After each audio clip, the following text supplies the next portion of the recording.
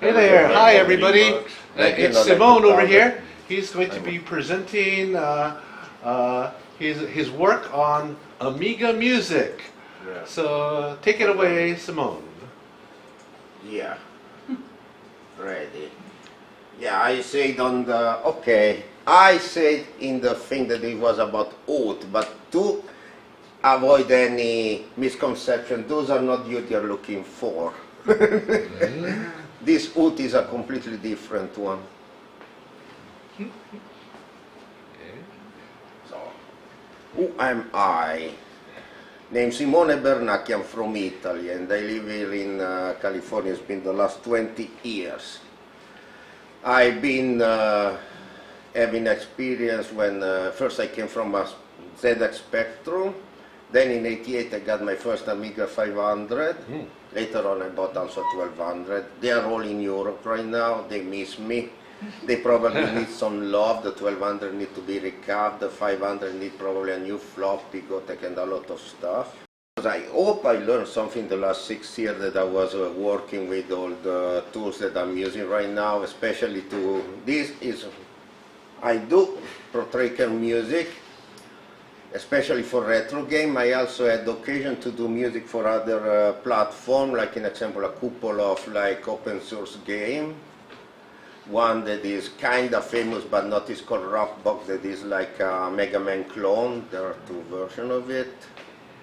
And that from a Brazilian guy called Yuri Fiedoruk, and is in several platforms, including I think OS4 because it is open source. But right now my focus here will be about all those times that we have people, especially lately with the Scorpion engine, to port new games to Amiga.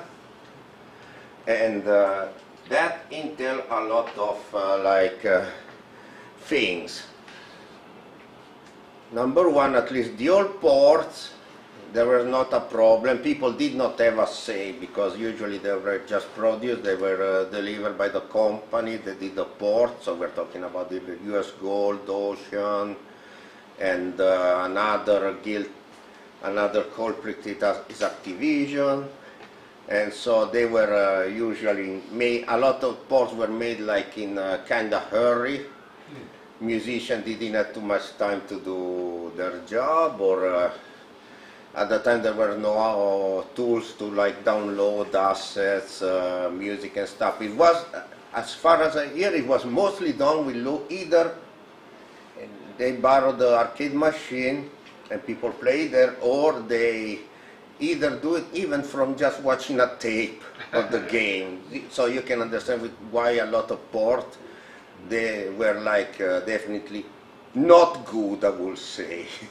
At worse than the Nerd LJN standard, especially there are some culprits I might mention, a name that shall not be named, like Tiertex. and people that like working even in the tunes, they were not in the best option, you know. One famous but infamous is like Dave Love, aka Uncle Art.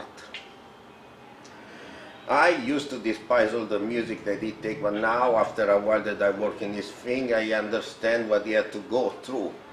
We have to remember that like porting the soundtrack, this means, number one, you, unlike in the arcade that you have unlimited memory, you have all a sound chip for you. Amiga has its own system. We have our own power with the 8-bit sample, and then we have the downside, at least in those CSCS machine, or limited RAM. I mean, if you think that the audio has to be in the chip run to be played, this limit a lot the space that we need to have for a music. So I cannot blame Uncle Art that we was using the usually 3-4 chip sample, because number one, it didn't have too much time to set up better. And number two, they were like proven, okay, these take this space, and so we can try to do what we can. Then probably the tools were not as advanced like in example Pro-Tracker 2, and a lot of features were missing. This means a lot of time you had to deal with what you had. And another thing is, if you want to have sound effect and music, there are usually two separate things to do. Either you choose to have either sound effect or music, that's the easiest way. You can have your musician work in less channel, like 2 or 3. If you think the soundtrack of Warchild is made with 2 channels, and the average mod size, because it's made in Pro Tracker, is like around 20 to 30 kilobytes. What it came out is, I have a deep respect for Irvson, for Martin Irvson, really, for what he did. He also inspired me to try to do my own 2-channel soundtrack. I can tell that, by the way, the results were not at the same level. They say it was kind of genius, but it was also nuke in the demo scene, and if you remember things they did, even Skull itself they was playing before, and it was at the Calibra.mod, that is like a remake of a fusion track. You can understand the level that it was going through. And so those are the main limitations. Yeah, as I say, I'm talking mostly about the arcade port, especially because also I had to work in several of those. And I also have mixed reception from this. Usually, when I have to do a music port, there are several ways that I can do. If I have way to have access to either the ROM of the arcade or VGM, that is like a format for which soundtracks are usually driven to, I will be able to work with the tools that I have. Else I have to use the sample, I have to build my own sample or try to get it somewhere that is some kind of similar, or not, depending, because this is another thing. Sometimes people might decide not to follow the arcade and do their own thing. But lately, I realized, at least looking at the several forums, that there is like a school of thinking that they think that an arcade port has to be like, I have my mom in my 500, that's what they think. In example, you have Civ, if you have all the work of JOTD, that they work like disassemble using interpreter for the 68,000 code.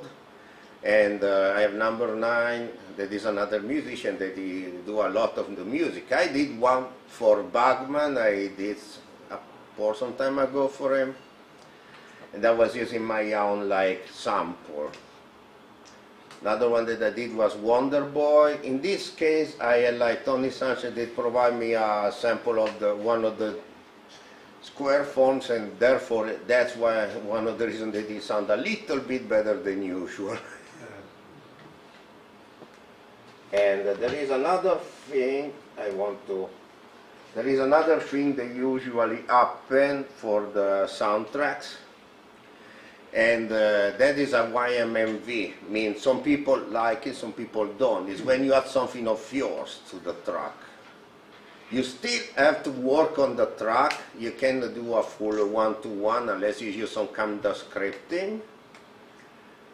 Because you are, especially from porting from arcade or machine that got more sound channel, then you have to choose what channel you have to give priority to. You have to choose which one is the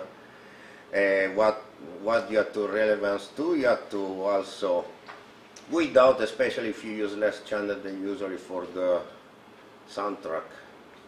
So at the end, you still have to put hands on it whether you like it or not. But an example for a Port of Fantasy Star that I'm doing on, and I put a video where I was showing like a rework of one of the music. I've been accused of painting by numbers, in short. Well, the problem is I don't play any instrument, so I really sometimes the instruments they are not all aligning. At least I'm not that methodic, so when I'm doing Pro Tracker, sometimes the notes does not align. A C is not always a C. Then there are other little problems, like in example, it might go out to tune from a sample to another. This means it has to be fine-tuned. I use Milky Tracker. Milky Tracker has a fine tune range of minus 127 to 127. Pro Tracker has a fine tune range from minus 7 to 7. This means that 16 steps on Milky Tracker are 7 on Pro Tracker. And I do the first fine tune in Milky Tracker. Then I have to go in Pro Tracker and review the fine tune because sometimes they might not match.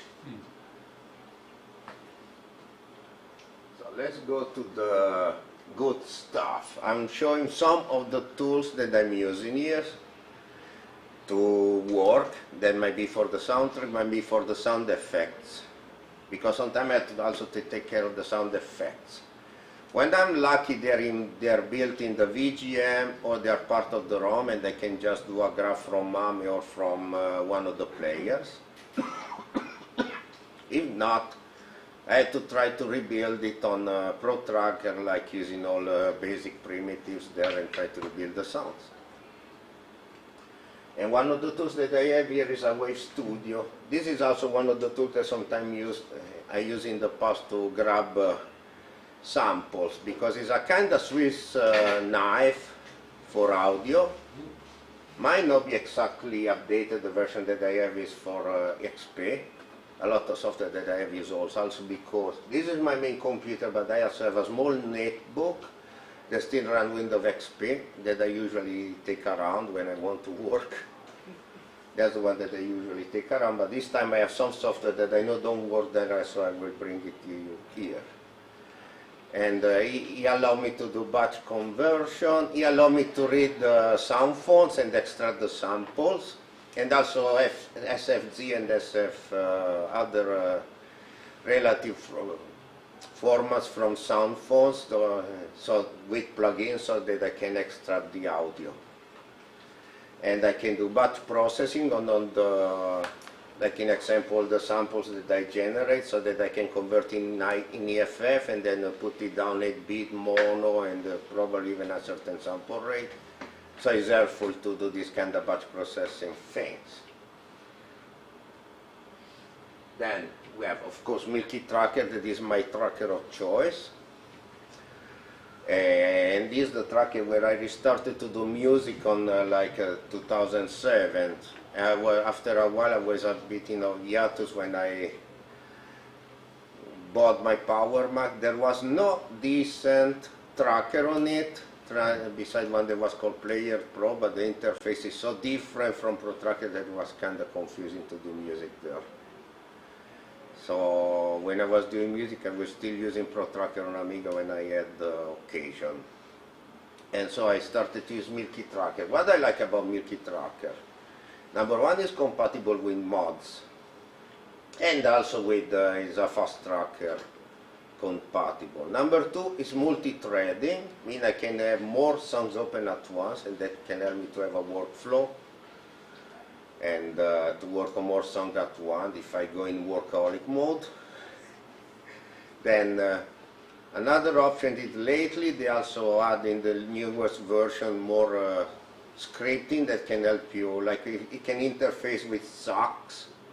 But then the problem is I keep all my software portable to move it from computer to computer. So I think the implementation of SOCs, that Milky Tracker look is not the portable one. So I wasn't able to make it work because I should have it installed on the machine. And instead I prefer to keep all my software portable. And lately they also have like, the 105 also had like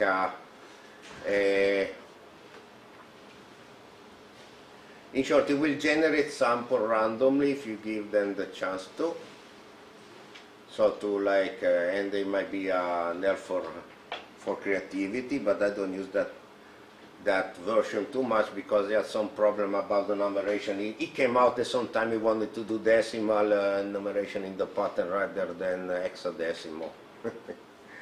So at least for now, 105 I don't use it. SurgeXT is whoever do music might know the program because it's a powerful synth. He has a lot of presets. He has 3 oscillators, subtractive synth, and used to be also like a VST plugin, but now there is also a version standalone. and that is useful, especially if I want to generate synths. This is for not for the game soundtracks, at least not for one from arcade, more for my own things. And the day that I will take care of learning how it works, maybe I should be able also to customize more, or the preset is very powerful though. And then Audacity, of course, is the audio editor of choice, and is one of my main tools that I use now, because I used to use built-in record functionality of the softwares, but then they were affected either by the CPU time, memory, and other things. Instead, if I use Audacity and record the speaker output, I am able to grab everything there. And so I can use that to capture the audio, and then later on working on Milky Tracker. And I also use it when I had to generate my MP3 and my FLAC for the website where I have my music. Hoot is the main software that I did using last years, and is a music player from Japan. He can read a lot of formats. He can read from arcade, several sound chips. He can read from the PC-88 and 98, and he can also read from X68000 and on paper. I say on paper from Mega Drive Genesis, because I tried to use Phantasy Star ROM there and it didn't work, at least not for me. As the advantage that is a player, I can also turn on and off channels. This helps me to grab every single channel, and I can grab the single sample or waveform that I need to isolate. And one of the things that you need to be aware is that it's a freeware, but there is like a form in the mail that you have to send use your email address to get a key from the developer, that every 30 days, else it will play music only for 1 minute. I'm honest, I don't remember if I generated the key the last month, so it might be only 1 minute today when I try to play the music. Another one that I found recently, because I was working on the port of Phantasy Star 2, is Ringcast. Is another player. I think he came together with a no, not together, but it was the same company were also selling a VST to grab the songs and then use the instruments on several DAW. But I stumbled on this. Is another player. He used VGM format, so you can find the VGM on several websites, and there are several advantages. Like Hoot, you can turn on and off channel, plus also has a little time stretch option that you can slow down, in example, a song, and that come out especially for when you have very fast, like in example, arpeggio or instrument they play, and if you slow down to 50%, you can get a longer waveform when you capture. I think for now that's it. I can show you some of the tools here. So this one is the first culprit, is Hoot. It looks a lot like other music players. They might be like for PC-88 and PC-98. In this moment I have a Wonder Boy 3 loaded here from the ROM, from the arcade ROM. That is one of the music that I work on from Acid Battle. The game is not out yet because it's working in and out for the fact that he has to like understand something to reduce some of the enemy waves and stuff in Scorpion Engine, but the soundtrack is ready since at least last year. I thought they already released Wonder Boy. Wonder Boy 3. Oh, okay, it's 3. The Monster Lad, that is the shooter one. The black sheep, because it's the one that is not. It's totally different. It's not the one that is a miss. It's not the one that is a not. Yeah. I can take you out. This song is also one of the examples that I was saying, that sometimes you put some of yours and people don't appreciate it. Some people might consider it, I don't know if they consider an insult to the author, but sometimes when you feel that you want to expand, I had this feeling that, okay, if I want to port this 1-to-1 to the original, yes, I load MAME, I use an emulator.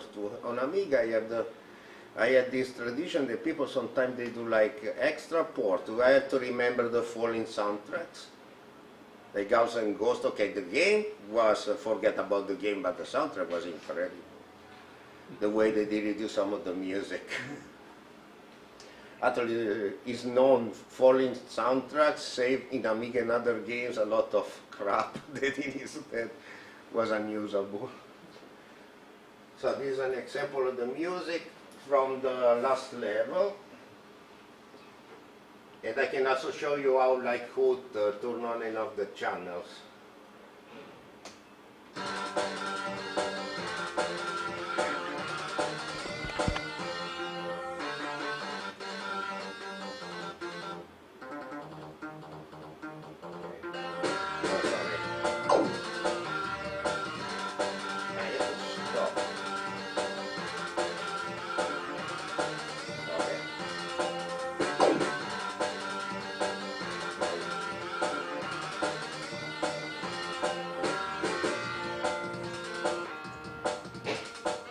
This part was not rehearsed, so I forgive any. But you see, I turn off all the waveforms. You go back in the background, okay? You don't need no more. And usually what I do, I will turn on my Audacity. The output is on the speakers. So I will capture what comes out from the speakers.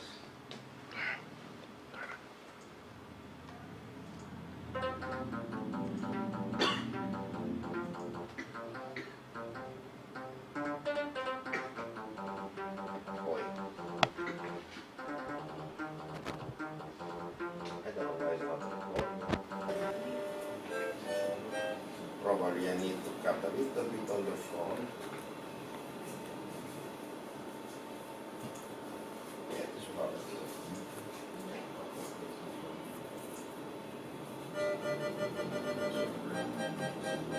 Okay. And now we got the resample the instrument. And to bring it more on the downside. It might not be known, not by everybody, but the limit for a sample, at least in ProTracker, is 64 kilobytes. Right now this is like 145, so it's a little bit above. We're going to resample using precise sync. That's the one that works most for me, because as if I use other kind of algorithm, it will not come out as good. I had to put both the relative and the fine-tuned at 0. If I don't do it, Milky will complain about that the samples are not aligned.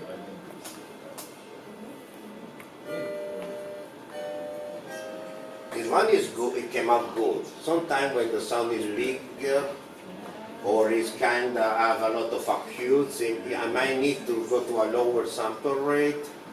Mean to do a lower node in order to save more information, but then the sample will be bigger. Right now we have 36 kilobytes, but I can also kind of reduce to 2 if I get the right point where to look. So I'm sure this more or less like right now, like I show you how to use our tracker and things like that, but it's not too different to what we have to do.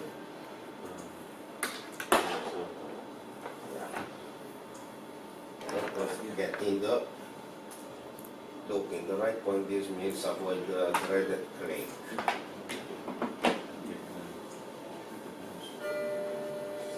Okay, I have been lucky. I got the right point,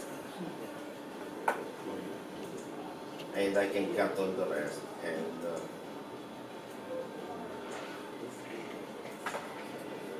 right now my sample is just 15 kilobytes. And I had also to reduce in 8-bit, not 16-bit. Then I had a little bit of crunchiness and a little bit of background noise. That is good.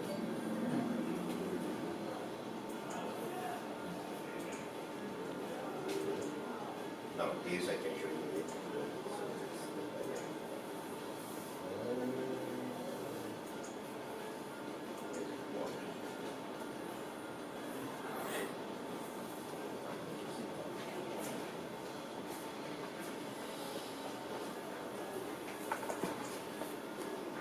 The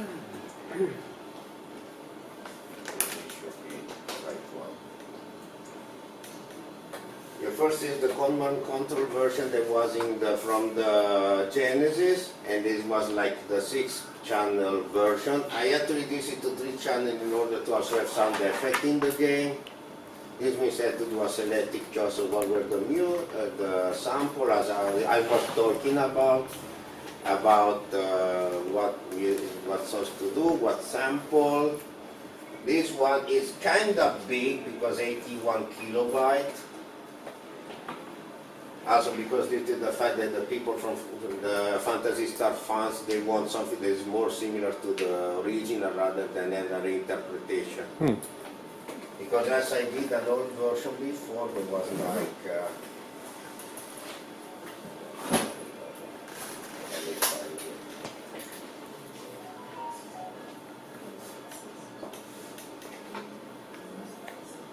This version was only around 20 kilobyte and using only like micro sample. What is a micro sample? Micro sample is like you try to use the small waveform possible, and they sound a little bit like a chip tune.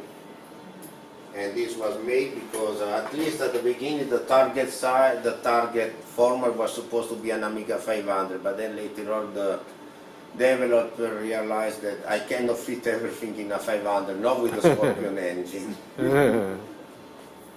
So this was the version that was made with micro samples. Similar but not exactly similar, and has been devastated by the fans.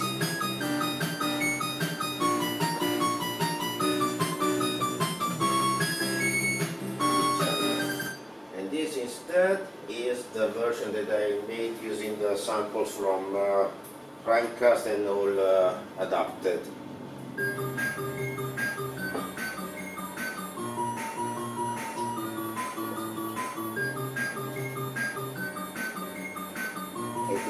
But maybe I can find a way to lower a bit more, but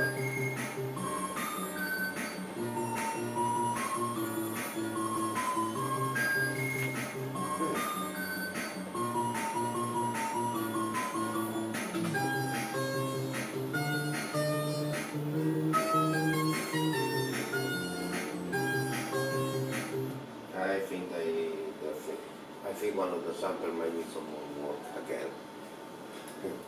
And the squeaking. Yeah.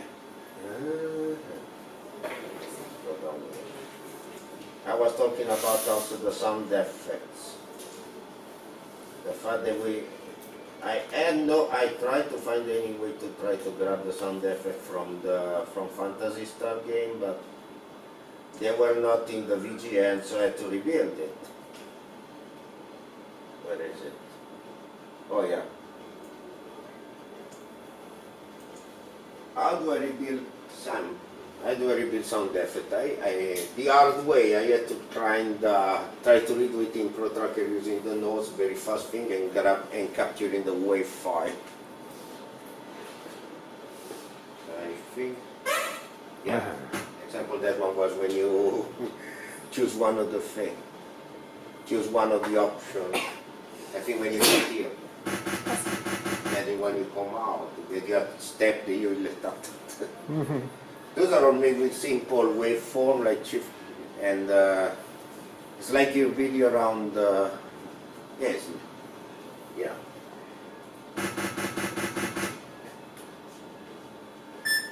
And yeah, even the choice I had to do the I had to do the thing even with the beep of the choice. This is when you get hit. So yeah, I had to redo like simple waves from all the sound effects. Exporting wave, then also read the down sample, exporting IFF and send it to the coder. Yeah.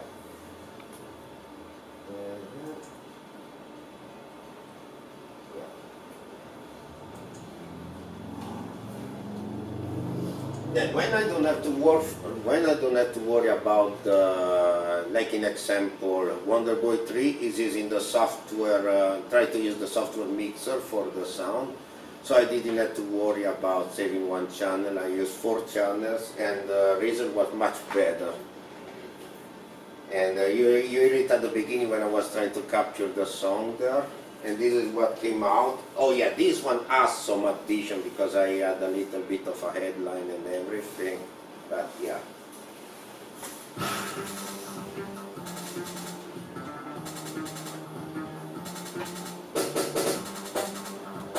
All the sample has been captured with wood and I put it inside.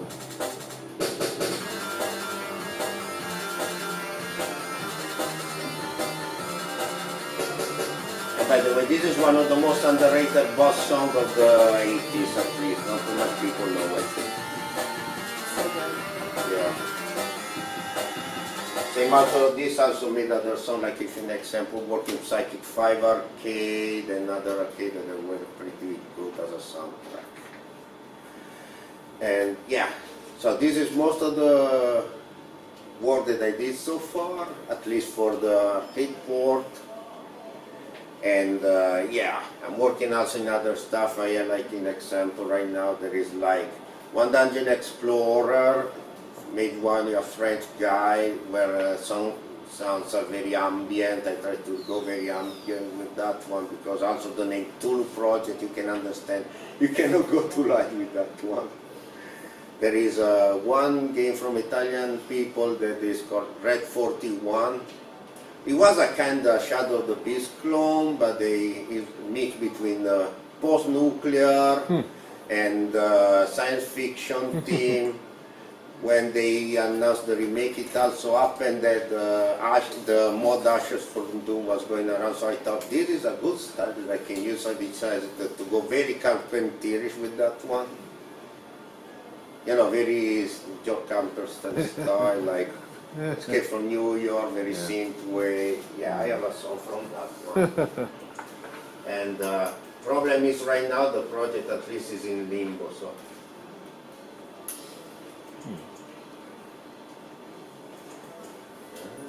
Yeah.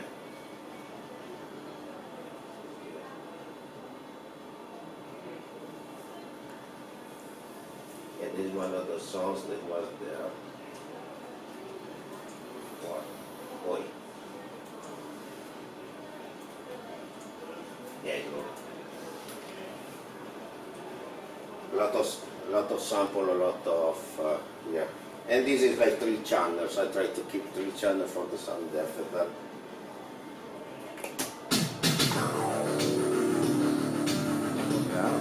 yeah, those are me. Try to go very Escape from New York for this one. Yeah.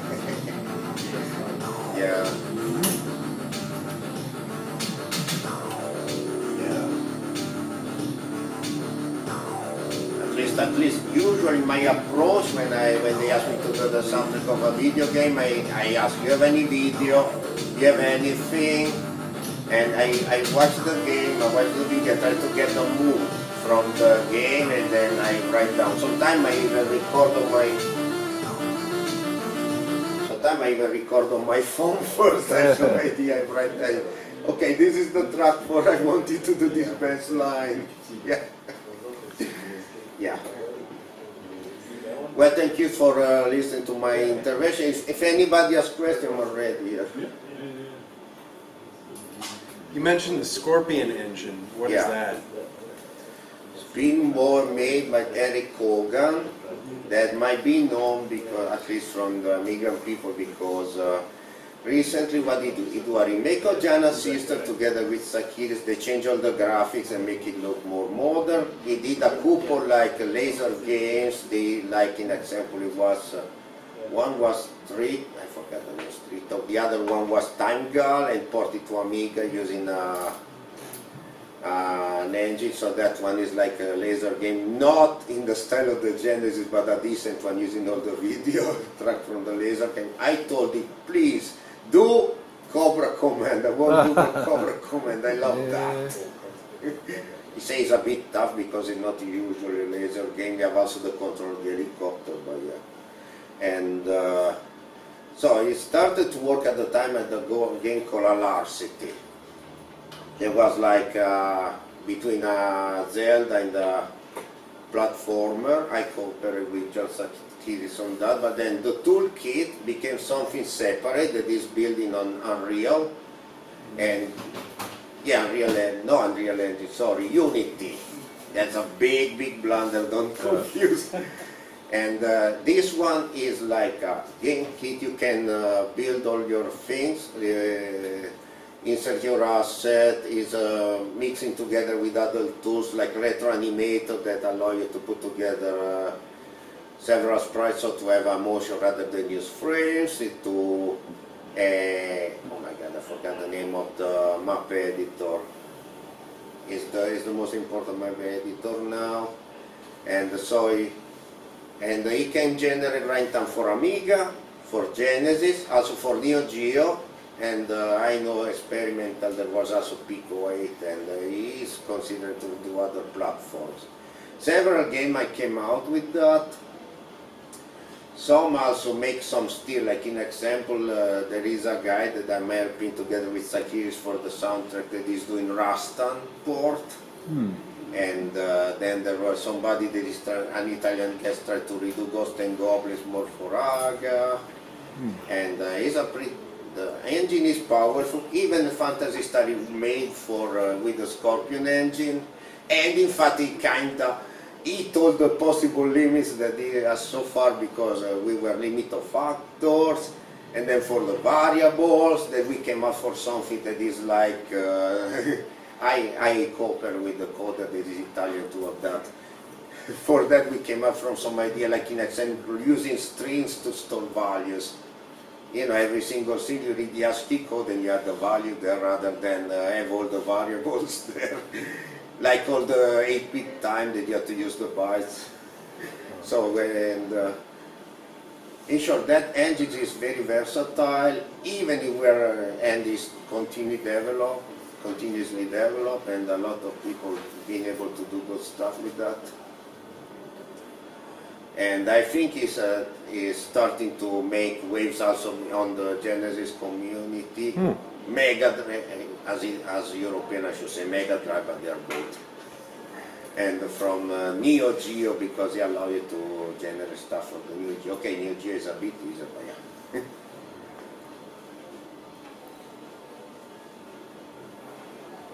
Other questions for Simone? Anybody else? Ready to be toasted. Thank you, Simone. Thank Yeah. you. Okay, Oh, wait, you have a question? Oh, Sasha. Command. I didn't hear. You mentioned some kind of laser sound from Cobra Command. He wants him to do Cobra Command. I would like him to do Cobra Command, you know. Oh, Cobra Command will be recreated? We're trying to port all these it arcade was games. several Genesis laser and- discs from Amiga, at least 2 or 3, and I say I would like that you do also Cobra Command. Oh, yeah.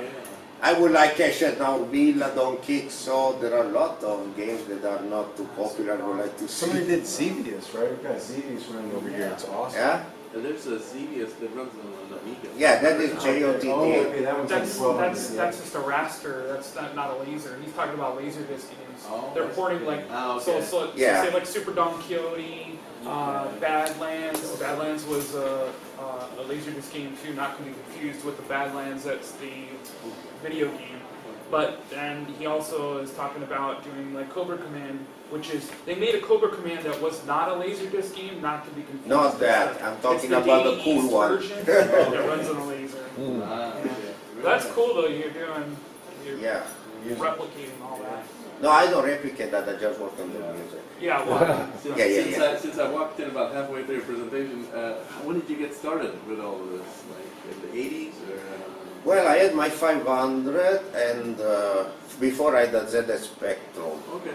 When I was trying to do some music with the ZX Spectrum, but you can understand it's not exactly easy. hey, Simone, that's Consider a that big you have a jump. beeper. That's a big ZX jump. Spectrum. Going from Yeah, a yeah, I ZX got my, Spectrum. yeah. I wanted to learn to do the, yeah, so because I was thinking to do stuff on the 64, but really there you don't have idea what to do unless you do assembly to make music on the 64, at least until recently when they start to go tracker and stuff like that, but before, yeah, it was data. And know how to handle a freaking sync. No, I started with, they gave me Sonics at the beginning. I started with Sonics. I started to make things with Sonics. Then lately somebody gave me Sound Effects. That is another tracker. Used mostly from line, and I got a bit of basic. I was cooperating with some other people there. They were trying to do their own demo, but they said, we don't have a routine for sound effects. We don't even know how to find it. Also, because usually they give you the player with the routine built in, that's why. They didn't give you the source code assembly, so they told me maybe you should work in at the time, Noise Tracker. And some tracking, that was before Pro Tracker, so I started there. I moved to Noise Tracker and I did stuff for them. I did the music for the game Powder. I did music for commercials in Italy, small commercials. There are small commercials, and a friend of mine was doing all the animation with Deluxe Paint and Imagine, so we were, those were going in local TV using Imagine, using Pro Tracker. Nobody knew because the quality was high though. At least for the time we're talking about 94, 95. So that's how I started. Then when I had to started to work in graphic and DTP, I left a bit behind music. I tried to put it inside. I was having also some multimedia gig. I was working with Director, Flash on the web, but yeah.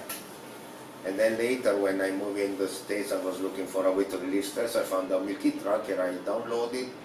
It did click finally with me that I was able to do music again, and I started. Did Olivetti ever make any kind of a home computer?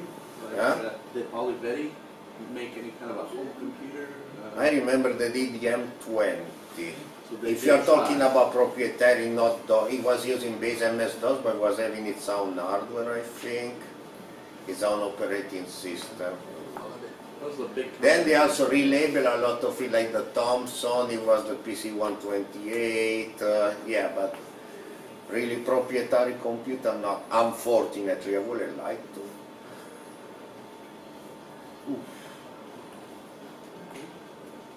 Friend of mine had an M20, I remember. It was a good machine in the 80s. Of course, it was a DOS, it was IRS, but not comparable to what we are now. Yeah. Thank you, Simone.